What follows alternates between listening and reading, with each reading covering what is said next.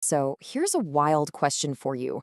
Could someone commit a truly brutal murder, confess everything to the police, and then have absolutely no memory of it at all?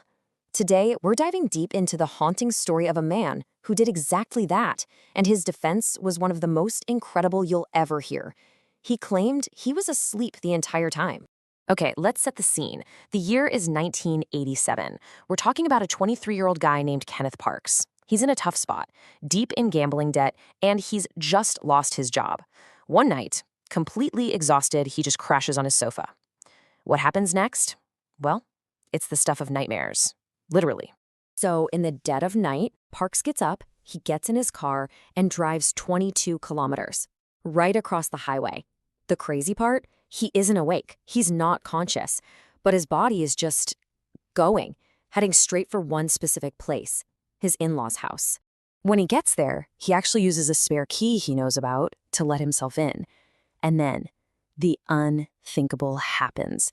He attacks his in-laws, killing his mother-in-law and injuring his father-in-law so badly he barely survives. It's just a scene of absolute, unimaginable violence. And here's where it gets even weirder. He's still in this daze, covered in blood, but he doesn't run. Nope. He drives straight to a police station. He walks right in and tells them, "I think I've killed 2 people." He's so out of it, so unaware, that he doesn't even notice the deep, severe wounds on his own hands. And this brings us to the central, baffling question of this entire case. His lawyers came forward and argued he wasn't responsible because he was sleepwalking. But is that even possible? I mean, really, could a person do all of that? Drive, unlock a door, commit a violent act, all while being completely and totally unconscious? To even begin to wrap our heads around that, we've got to look at what's actually happening inside our brains when we go to sleep. And this isn't about anything supernatural. This is pure, fascinating neurology.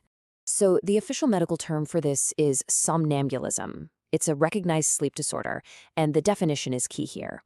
It's when a person performs complex behaviors while in a state of deep sleep, and they have no memory of it later.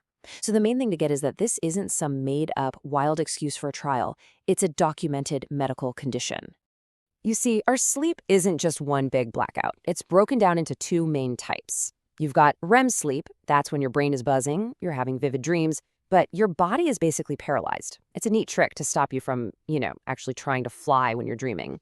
Then you have NREM, or non-REM sleep. This is when your brain is quieter, but your body can move. And that right there is the key.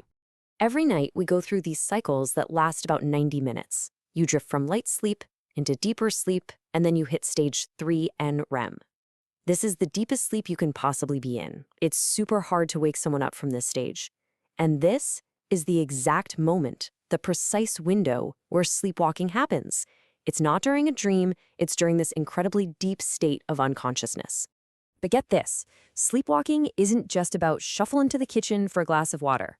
The range of things people can do while completely asleep is just astonishing.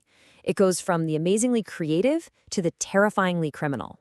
For instance, there's an artist named Lee Hadwin who can only create his paintings when he's asleep. He says he has 0 artistic talent when he's awake. There's also a guy named Robert Wood. They call him the sleepwalking chef because he cooks entire complex meals in the middle of the night. Even the legendary cricketer Sachin Tendulkar was known to do it. Yeah, his former roommate, Sourav Ganguly, told the story about how he just finds Sachin wandering aimlessly around their room at night. It's a great example of how these episodes can be totally harmless, even if they're a little spooky for anyone who happens to be awake to see it.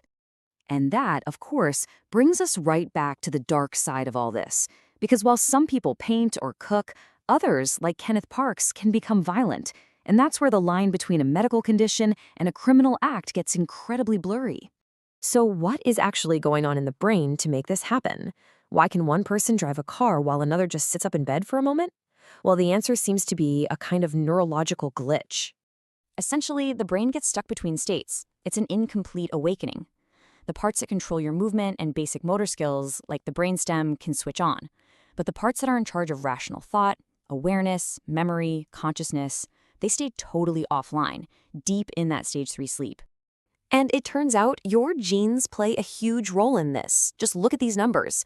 If neither of your parents were sleepwalkers, you have about a 22.5% chance of being one as a kid. But if one parent was, that number jumps to over 47%. And if both parents were sleepwalkers, whoa, the chance skyrockets to over 61%. It's pretty clear this stuff can be written right into our DNA.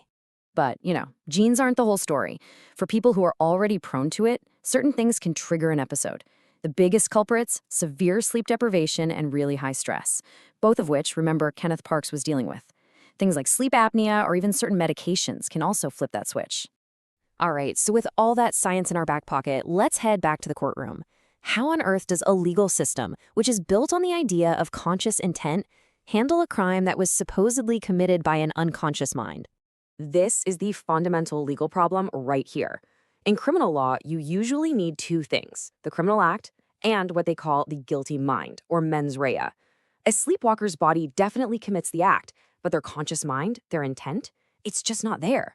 So can it really be a crime if there was literally no intention to commit it? And this is where it gets really, really messy.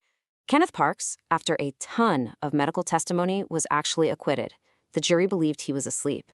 But then you have a really similar case in the US. A man named Scott Failiter also claimed he was sleepwalking when he killed his wife. He was convicted. Why? The jury felt his actions, like trying to hide the weapon and his bloody clothes, were just too complex, too purposeful to have been done unconsciously. It just goes to show how incredibly controversial this defense is. Look, beyond these wild court cases, sleepwalking is a very real issue that a lot of families have to deal with.